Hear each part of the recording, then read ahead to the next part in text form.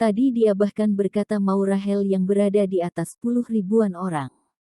Sepertinya anak ketiga ini tidak hanya miskin, otaknya juga sedikit bermasalah.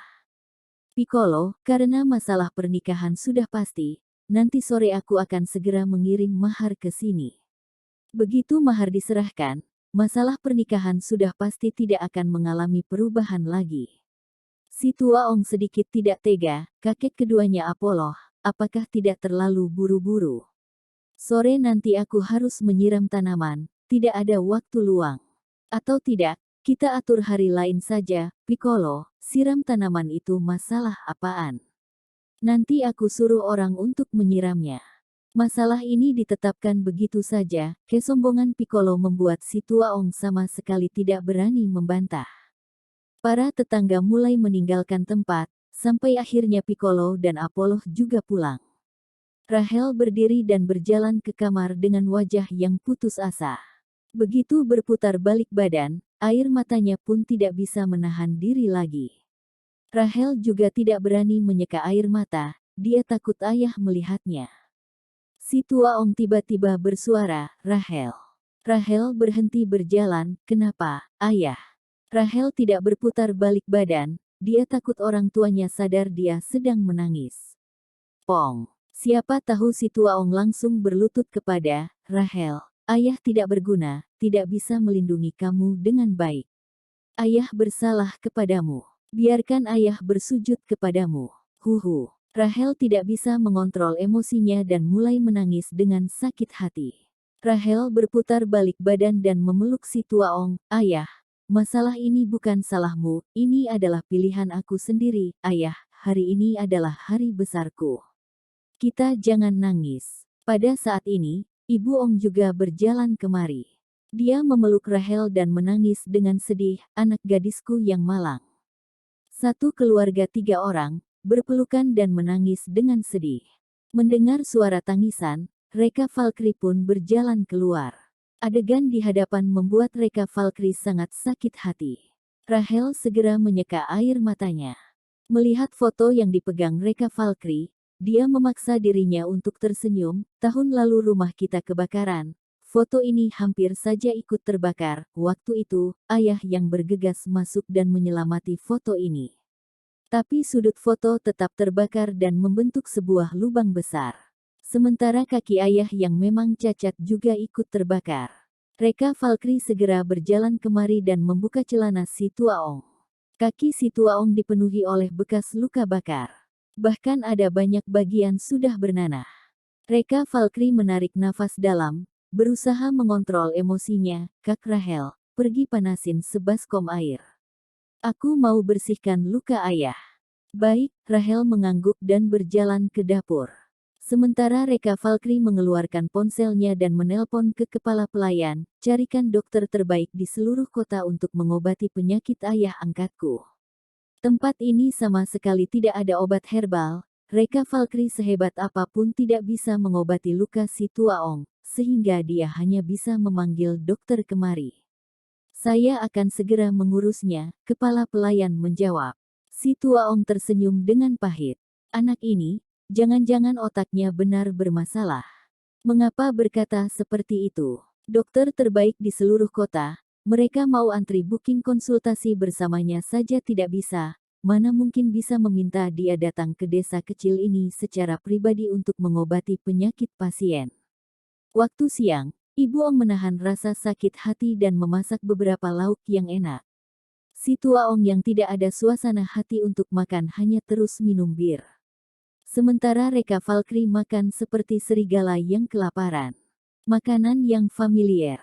Restoran semewah apapun di dunia ini tidak bisa mencapai 1/1000 dari lauk yang dimasak dengan Ibu Ong. Melihat Reka Valkyrie makan dengan kelaparan, Ibu Ong dan Rahel tiba-tiba merasa sakit hati. Jangan-jangan anak ini sering kelaparan di luar. Pada saat ini juga, suara kerusuhan berdering dari luar rumah. Apollo berteriak, Rahel, aku datang mengantar mahar untukmu. Ekspresi Rahel sekeluarga langsung menjadi gelap. Sementara Piccolo dan Apollo berjalan masuk halaman rumah sambil dikelilingi oleh keramaian. Mereka meletakkan 6 bungkusan merah satu persatu di depan pintu. Para warga desa pun membuat heboh. Apollo, mahar apa yang kamu masukkan ke dalam bungkusan-bungkusan itu?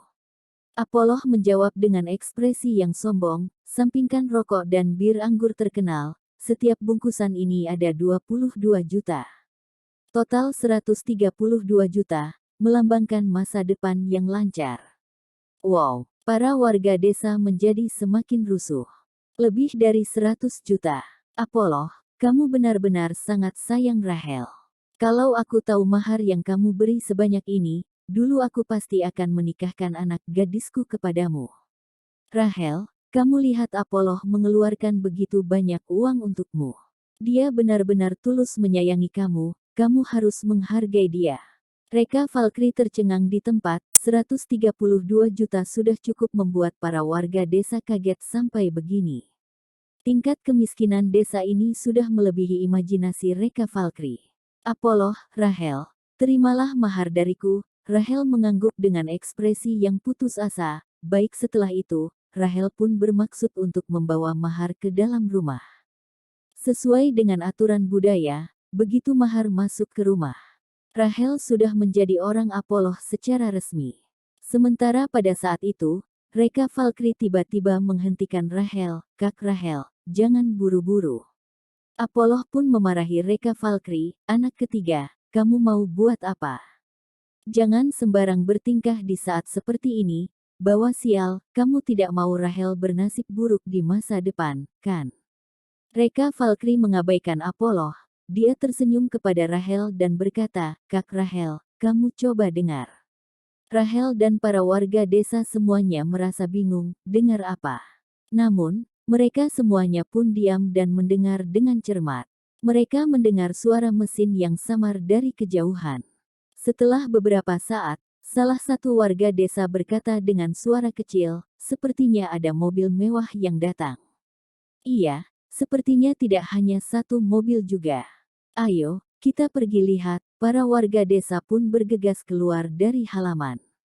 Rahel menoleh ke Reka Valkyrie dengan bingung, anak ketiga, ada apa dengan suara ini? Reka Valkyrie, kamu akan tahu setelah keluar melihatnya. Baik, Rahel mengangguk. Apollo pun menjadi cemas. Rahel, kamu ambil mahar masuk dulu baru pergi lihat. Rahel melihat ke Reka Valkyrie dengan wajah ragu. Reka Valkyrie langsung menarik tangan Rahel bersamanya. Apollo menggigit giginya dengan marah. Bajingan, aku lihat kamu bisa melakukan apa. Di jalan pegunungan yang jauh, rombongan mobil berskala besar sedang menuju ke sini dengan kecepatan yang kencang. Ketika mobil-mobil semakin dekat, para warga desa baru sadar ternyata kebanyakan dari mobil-mobil itu adalah ambulans. Ada beberapa bus besar mengikuti di belakang ambulans. Hal ini membuat para warga desa sangat bingung. Ambulans datang ke sini buat apa? Sekali datang begitu banyak ambulans. Suara mesin mobil membuat tanah seluruh desa ikut bergetar. Ujung-ujungnya, ambulans berhenti di depan gerbang rumah si Tuaong. Pintu mobil terbuka dan ratusan dokter turun dengan teratur. Ada warga desa yang mengenal dokter-dokter ini. Itu dokter dari rumah sakit kota. Yang paling depan itu direkturnya rumah sakit kota. Yang itu direktur departemen kardiologi, dokter yang memiliki gelar kedokteran. Kemarin aku meminta bantuan kepada saudaraku yang di kota. Setelah mencari segala cara baru berhasil daftar konsultasi dengannya. Berarti seluruh dokter rumah sakit kota datang ke sini. Ya Tuhan, apakah mereka mau memindahkan rumah sakit kota ke desa kita? Desa kita yang miskin ini memiliki masalah kesulitan transportasi. Mereka mana mungkin pindah ke sini? Direktur rumah sakit berjalan keluar dari kerumunan. Permisi, si Tuaong yang mana ya? Tubuh si Tuaong tidak bisa berhenti gemetar. Dia mana pernah melihat formasi sebesar ini. Begitu namanya dipanggil, jantungnya berdebar sangat kencang dan dia merasa gugup sampai mau pingsan di tempat. Aku. Suara si Tuaong terdengar sangat gemetar. Direktur rumah sakit membungkukkan tubuhnya dengan sopan, Tuan Ong, salam kenal. Saya adalah direktur rumah sakit Harapan. Ada yang meminta saya memeriksa penyakit Anda, saya mohon kerjasamanya. Setelah itu, direktur rumah sakit pun melambaikan tangannya kepada dokter-dokter di belakangnya. Kerja, rombongan dokter segera beraksi. Ada yang mendirikan tenda, ada yang mengangkat alat, ada yang memindahkan obat ke dalam tenda. Seolah-olah rumah sakit kota benar-benar dipindah ke sini. Reka Valkri tidak memberitahu kepala pelayan penyakit si Tuaong itu penyakit bidang apa. Jadi kepala pelayan pun menyuruh seluruh anggota rumah sakit Harapan datang ke sini. Para warga desa pun tercengang di tempat. Ya Tuhan, rumah sakit kota Midgar yaitu rumah sakit Harapan adalah rumah sakit kelas 1 yang paling terkenal. Mereka menempuh perjalanan melalui pegunungan dan sungai yang sejauh ratusan kilometer untuk datang ke pedesaan yang terpencil ini.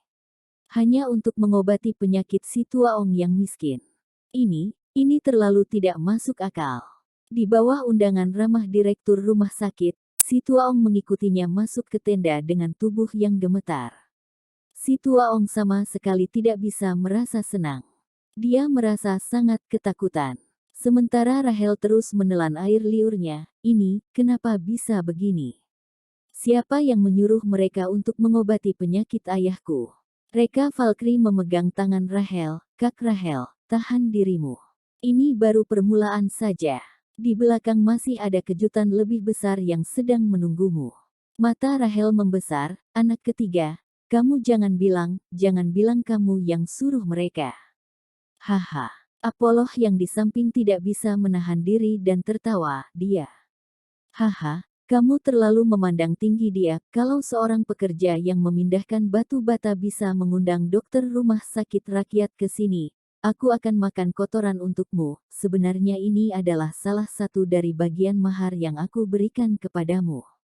Si Tuaong, maksudku, Paman Ong, sudah sangat lama tersiksa dengan penyakitnya. Aku merasa sangat sakit hati untuknya. Selama ini aku mencari segala cara untuk mengundang dokter datang mengobati penyakit paman. Kamu juga tahu aku ada saudara yang bekerja sebagai pemimpin di rumah sakit Harapan. Tadi pagi aku minta dia untuk daftarkan sesi konsultasi Paman Ong. Aku berkata Paman Ong tidak bisa berjalan dengan lancar secara tidak sengaja, tidak menyangka saudaraku langsung bawa dokter ke sini.